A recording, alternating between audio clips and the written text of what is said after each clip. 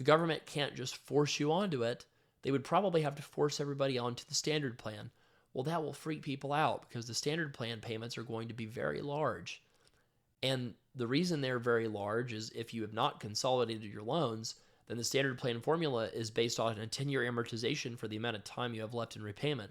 So that if you've already been having your COVID forbearance count for a few years of credit, that means that most people's standard repayment amount for non-consolidated loans will be something like 2 to 3% of their whole loan amount per month. I mean, it's going to be shockingly high.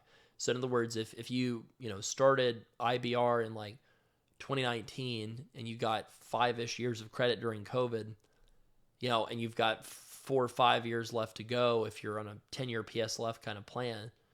Well, if you were kicked out of the save forbearance, you were told to pay under the standard plan. If you have 100,000 of loans, you might be asked to pay 2,000 to 3,000 a month.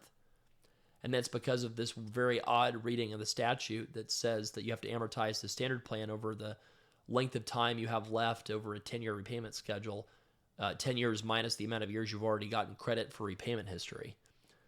So the reality is, in our survey, is about 60% of everybody in our community is on the save plan forbearance, which means a majority of student loan planner listeners and readers and clients would get pushed off of the save plan forbearance onto the IBR plan and would be forced to recertify with their most recent available taxable income much sooner than anticipated.